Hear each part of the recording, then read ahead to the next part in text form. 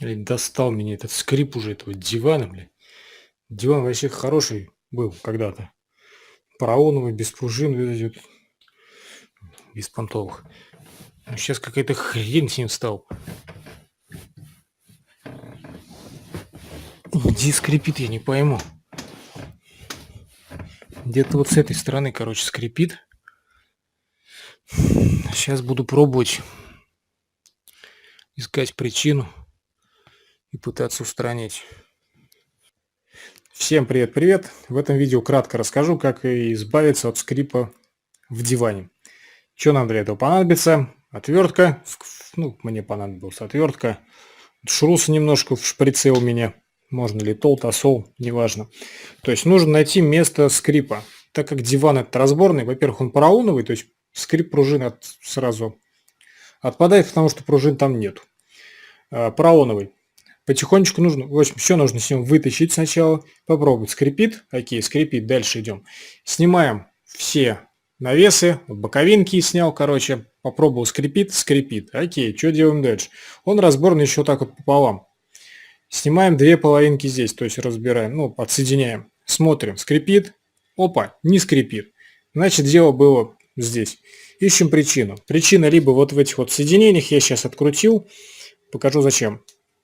Либо, как в нашем случае, вот здесь вот эта вот фиговина, задевала, короче, вот с этой стороны за эту фиговину, вот она видно. В общем, нужно было эту железяку тоже смазать. Смазали немножечко маслом, а потом еще шрус добавил на всякий случай. Собрал, не скрипит. Ну и на всякий случай снял эти фиговины, крепежки. Посмотрел, они тоже, ну, короче, втерлись. Там, здесь вот это уже промазано шрусом.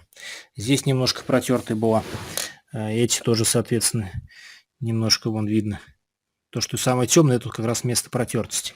Здесь у этой, вот здесь вот, то есть здесь тоже немножко шрусом смазал.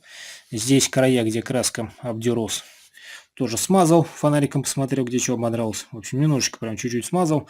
Сейчас будем собирать, пробовать.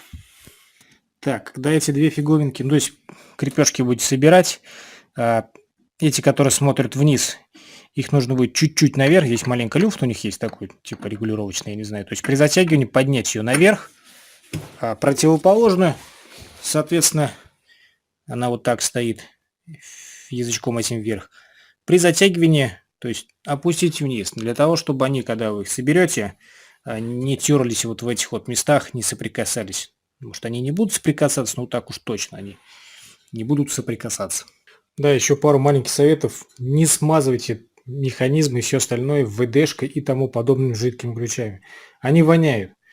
Пускай пятна этих диванах те советчики, которые вот эту вот херню пишут в интернете, то, что смажьте, там, ВДшкой туда-сюда побрызгать.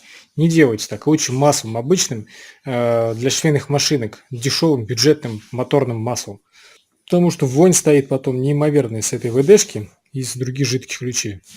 Первый совет. Второй совет. Прежде чем все эти манипуляции делать, ну, смазывать все остальное, посмотрите, может быть, скрипят полы, потому что мы сейчас все сделали, собрали, и, ну, то есть опять скрип.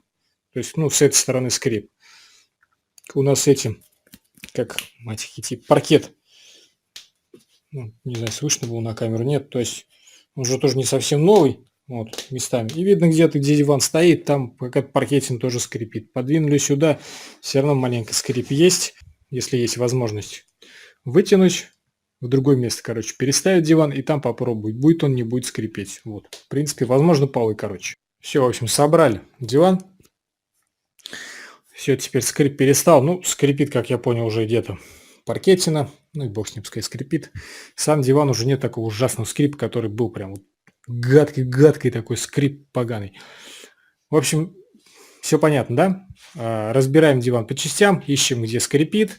То есть сняли одну часть, посмотрели, скрипит, не скрипит. Вторую часть посмотрели, скрипит, не скрипит. И так вот по частям, исключая каждую половинку, смотрим, скрипит, не скрипит. Не забываем, что еще может быть скрипеть пол.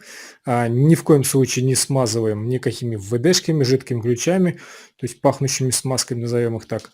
Либо масло моторное, либо вот у меня шрус был, либо литол какой-нибудь, что-нибудь в этом роде. То есть такой, ну, либо слабо пахнущий, либо вообще без запаха. Также, наверное, не стоит силиконовое масло, оно такое хрустящее в руках получается, то есть вот когда делаешь, оно хрустит. В данном случае в этом диване думали, если не получится, мы просто эти две половинки вместе соединять не будем, так как там терлс, да, то есть и в принципе все будет окей. Но с другой стороны, если их не соединять, тогда вот не соединилась бы вот та штука. Там пришлось бы перекручивать крепежки, там такие же самые крепежки. Вот в принципе и все. Кому видео понравилось, было полезным, ставьте лайки. Кому видео не понравилось, было бесполезным, не ставьте лайки, пишите комментарии, подписывайтесь. Всем пока-пока.